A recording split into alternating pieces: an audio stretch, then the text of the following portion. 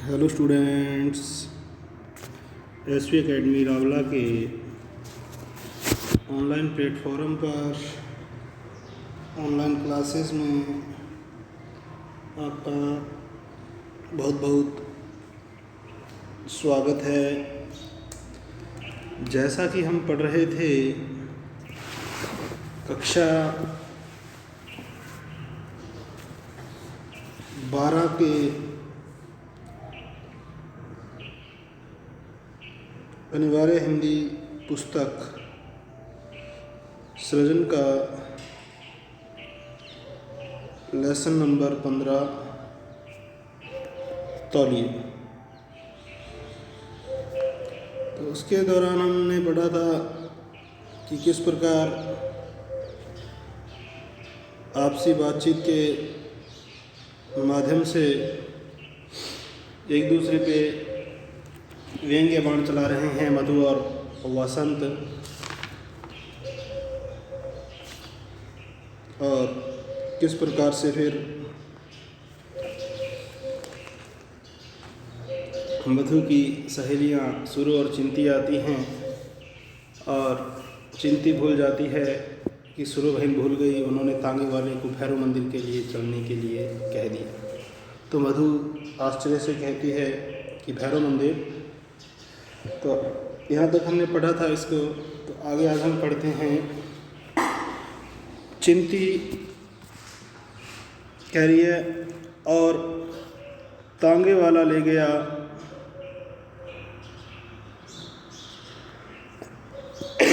सब्जी मंडी कहीं 30 हजारी के गिरजे के पास। मधु कह रही है गिरजे के पास। गिरजे का मतलब है गिरजाघर, जो ईसाई धर्म का पवित्र धार्मिक स्थल होता है। जैसे हिंदुओं में मंदिर, मुसलमानों में मस्जिद, सिखों में गुरुद्वारा और ईसाइयों में गिरजा या गिरजाघर। मधु कह रही है गिरजे के पास। ज़ोर से कह कहा लगाती है। कह कहा लगाने का मतलब है वह ज़ोर से हंसती है। चिंती अपनी बात जारी रखते हुए तब इन्हें ख्याल आया कि मंदिर तो हनुमान का है। तब कहीं जाकर इन्हें ख्याल आया कि मंदिर तो किसका है? मंदिर तो हनुमान का है। फिर नई दिल्ली वापस आई और फिर वो नई दिल्ली वापस लौट। फिर मधु फिर ज़ोर से हंसती है। मधु ने फिर ज़ोर से कह का लगाया, वह ज़ोर से हंसी। अब सुरो कह रही है और तब पता चला कि हम लोग तो यूं ही परेशान होते रहे, घर तो तुम्हारा पास ही था। और सुरो कह रही है कि और तब पता चला कि हम लोग तो यूं ही परेशान होते रहे, हालांकि घर तो तुम्हारा पास ही था या नज़दीक ही था। मधु तुम लोग भी, मैं कहती हूँ। फिर ज़ोर से हंस पड़ती है। सुरु कह रही है यह इतना हंसना तुम कहाँ से सीख गई? सुरु को बड़ा आश्चर्य हुआ उसकी हंसी पे, क्योंकि मधु बहुत कम हंसती थी। तो इसीलिए वो कह रही है कि यह इतना हंसना तुम कहाँ से सीख गई? तुम तो थी जन्म की सीढ़ी। चिंती कह रही है भाई साहब ने सिखा दिया इतने ज़ोर से कह कहे लगाना, यानी कि इतने ज़ोर से हंसना, ठहाके मारते हुए हंसना। तो चिंती थोड़ा मजाकिया टाइप में कह रही है कि भाई साहब ने इनको सिखा दिया है। तो और साथ में पूछ रही है कहाँ है वे?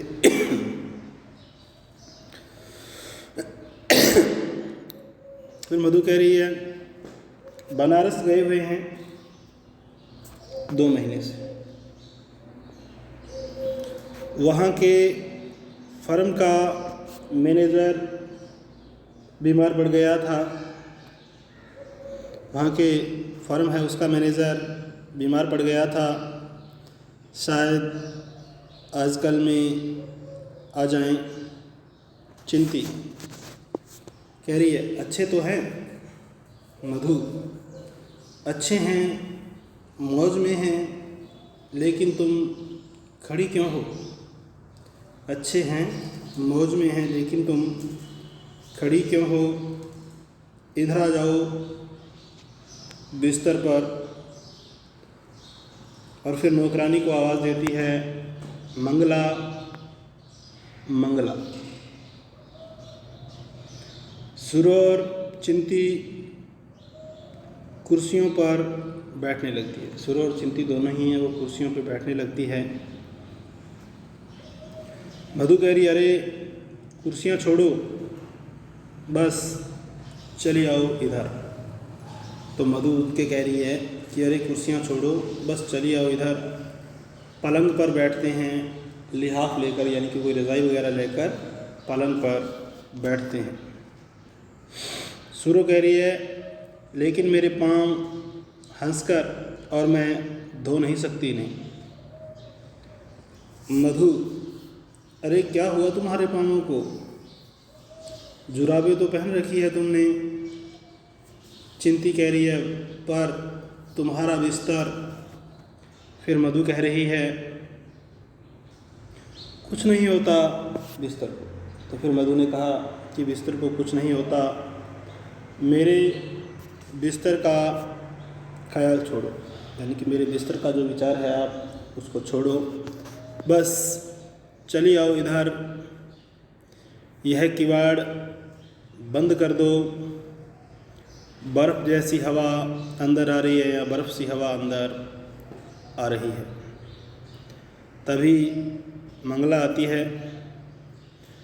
मंगला कह रही है आपने आवाज़ दी थी बीबी जी, यानी कि अपनी मालकिन से कह रही है कि क्या बीबी जी आपने मुझे आवाज़ दी थी या बुलाया था? तो मधु कह रही है मंगला चाय बनाकर लाओ। क्या कह रही है कि मंगला जाओ और चाय बनाकर लाओ। चिंती किवाड़ बंद कर देती है। तो चिंती क्या कर देती है? किवाड़ बंद कर देती है। तीनों घुटनों पर लिहाफ लेकर आराम से बिस्तर पर बैठ जाती है। तीनों घुटनों पर लिहाफ लेकर आराम से बिस्तर पर बैठ जाती है। अब सुरो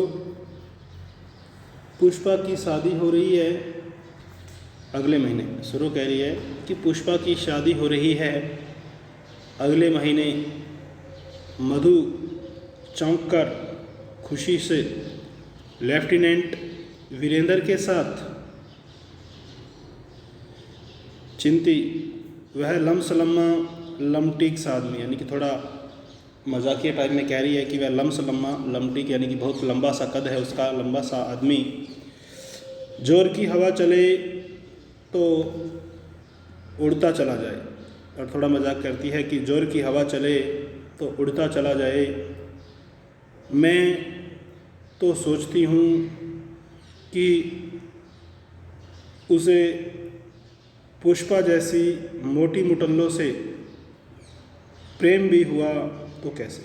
थोड़ा व्यंग्य रूप में, मजाकिया रूप टाइप में, मैं तो ये सोचती हूँ कि उसे पुष्पा जैसी मोटी मुटल्लों से प्रेम भी हुआ तो कैसे। अब इधर मधु कह रही है और मैं इस बात पर हैरान हूँ कि पुष्पा उसे पसंद ही कैसे करती है। और मैं इस बात पर हैरान हूँ कि पुष्पा उसे पसंद ही कैसे करती है। चेहरे पर तो उसकी मनहूसियत, यानी कि वो चेहरा उसका मनहूस है, बड़ा डरावना सा लगता है। तो कह रही है चेहरे पर तो उसके मनहूसियत बरसती रहती है और मालूम होता है जैसे।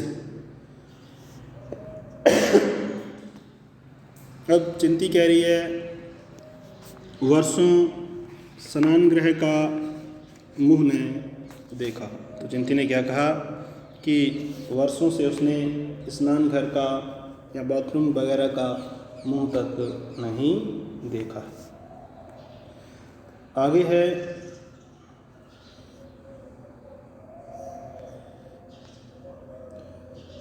सब हंसती है और मंगला चाय की ट्रे ले आती है, यानी कि इस बात पे कि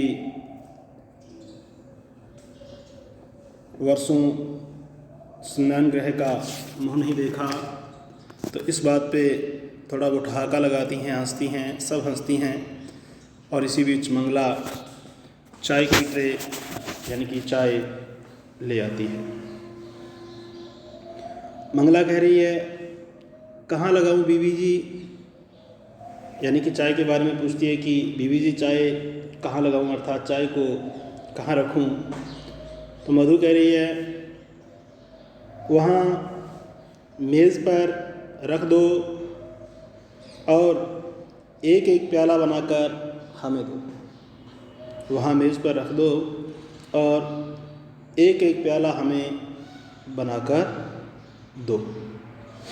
यह तिपाई सरकाकर, यानी कि 3 पायों वाला कोई मेज़ वगैरह है तो उसके बारे में कह रही है कि यह तिपाई सरकाकर, थोड़ी खिसकाकर इसको, इस पर बिस्कुट रख दो।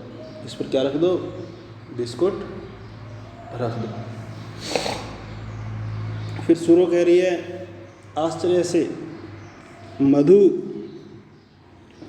कह रही है अरे उठकर कहाँ जाओगी, यहीं बैठी रहो। तो मधु क्या कह रही है, अरे उठकर कहाँ जाओगी, यहीं बैठी रहो। इस गर्म बिस्तर से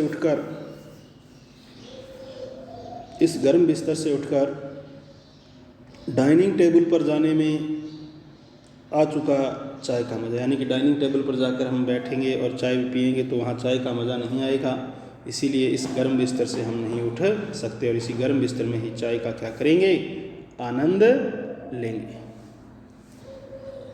चिंती उठने को प्रयास करते हुए हल्के से क्रोध से मधु कह रही है हटाओ भी, अब बैठी रहो यहीं, और कह रही है कि अब तुम यहीं बैठी रहो। अब चिंती कह रही है व्यंग्य से, कटाक्षपूर्ण बात से, तो विवाह के बाद रानी मधुमालती ने अपने सब सिद्धांत बदल डाले हैं। थोड़ा व्यंग्य से कटाक्ष करती है, उस पर ताना मारते हुए कह रही है तो विवाह के बाद रानी मधुमालती ने अपने जो सब सिद्धांत थे, अपने जो सब नियम कायदे थे वो बदल डाले हैं, अर्थात उनको चेंज कर दिया है। अब डाइनिंग टेबल के बदले बिस्तर पर ही चाय पीती है, और अब डाइनिंग टेबल के बदले बिस्तर पर ही चाय पीती है और बिस्तर पर ही खाना भी नौश फरमाती है, अर्थात खाती है। अब उसने जो नियम वगैरह हैं वो सब बदल दिए, इस प्रकार से वो व्यंग्य कसती है। अब सुरो कह रही है कहाँ तो यह कि पानी का गिलास भी पीना हो तो डाइनिंग रूम की ओर भागती, और यहाँ कहाँ यह कि, तो सुरो कह रही है कि जब इसको पहले पानी भी पीना होता था तो भी डाइनिंग रूम की ओर ही भागती थी, और यहाँ कहाँ यह कि मधु उसकी बात को काटते हुए अरे क्या रखा है इस तकल्लुफ़ में। तो तकल्लुफ़ का मतलब क्या होता है? तकल्लुफ़ का मतलब होता है बाहरी दिखावा। तो अरे क्या रखा है इस तकल्लुफ़ में, सच कहो इस समय किसका जी चाहता है कि इस नरम बिस्तर से उठकर डाइनिंग टेबल पर जाए। तो अब किसी का मन नहीं कर रहा कि अब इस गरम बिस्तर से उठकर इस पे डाइनिंग टेबल पे जाए। लो बिस्कुट लो और चाय का प्याला उठाओ। लो बिस्कुट लो और चाय का प्याला उठाओ, ठंडी हो रही है। क्या हो रही है? ठंडी हो रही है।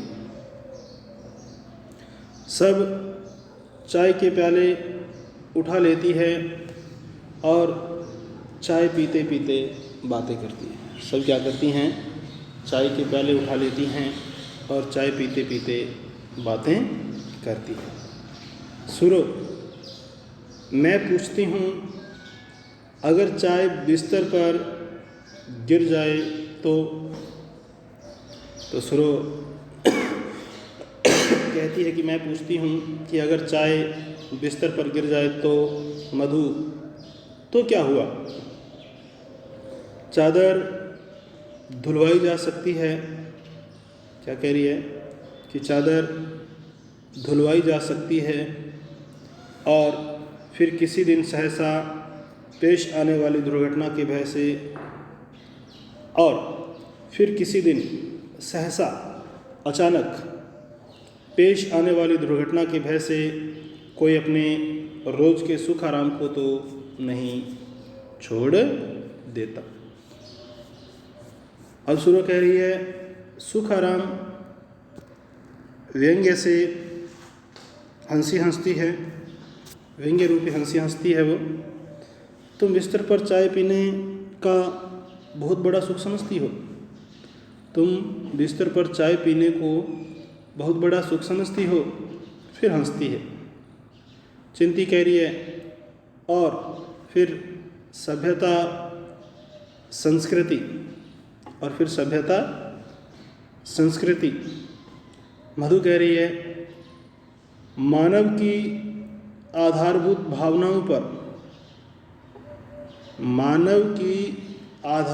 भावनाओं पर नित्य नए दिन चढ़ते चले जाने वाले, मानव की आधारभूत भावनाओं पर नित्य नए दिन चढ़ते चले जाने वाले पर्दों का नाम ही तो संस्कृति है। क्या कह रही है मधु? मानव की आधारभूत जो भावनाएं हैं उन पर नित्य नए दिन चढ़ते चले जाने वाले पर्दों का नाम ही तो संस्कृति है। सोसाइटी यानी कि समाज के एक वर्ग के लिए दूसरा वर्ग सदैव असभ्य और असंस्कृत रहेगा। तो सोसाइटी का जो एक वर्ग है, सोसाइटी के एक वर्ग के लिए, समाज के एक वर्ग के लिए जो दूसरी सोसाइटी या जो दूसरा वर्ग है वो सदैव कैसा? असभ्य और असंस्कृत रहेगा। यानी कि वो सभ्य और संस्कृत उसे कभी भी दिखाई नहीं देगा। फिर कहाँ तक आदमी सभ्यता और संस्कृति के पीछे भागे। और फिर उसने अपनी बात घुमा के फिर कहने का प्रयास किया कि फिर कहाँ तक आदमी सभ्यता और संस्कृति के पीछे भागे। शुरू कह रही है, यह तुम क्या कह रही हो?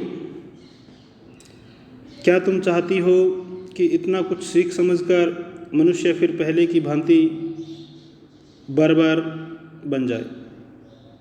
क्या तुम चाहती हो कि इतना कुछ सीख समझकर मनुष्य फिर पहले की तरह भांति बर्बर बन जाए? मधु, नहीं, बर्बर बनने की क्या ज़रूरत है? मनुष्य सीमाओं को छूता हुआ क्यों चले? मध्य का मार्ग क्यों न अपनाए? न इतना खुले कि बर्बर दिखाई दे, वो ना तो इतना ओपन हो कि वो बर्बर या कठोर दिखाई दे, न इतना बंधे कि सनकी या थोड़ा पागल सा हो जाए। महात्मा बुद्ध ने ऐसा कहा था। सुरो हंसकर, महात्मा बुद्ध, तुम्हें हो क्या गया? सदियों पुराने गले सड़े विचारों को तुम आज की सभ्यता पर लादना चाहती हो। यानी कि जो बहुत पुराने विचार है आप उनको आधुनिक सभ्यता पे लादना चाहती हो। चिंती, मनुष्य हर घड़ी हर पल प्रगति के पथ पर अग्रसर है, यानी कि आगे ही आगे बढ़ रहा है। आज के सिद्धांत कल काम न देंगे और कल के परसों बर्नार्ड शॉ। मधु व्यंग्य से हंसकर, बर्नार्ड शॉ हटाओ, क्या बेमजा या बकवास सी बहस ले बैठी हो? मंगला, चाय का एक एक कप और बनाओ। तो आज के लिए स्टूडेंट्स इतना ही। बाकी जो अंश बचा है उसको हम पढ़ेंगे कल। बहुत बहुत धन्यवाद। जय हिंद, जय भारत।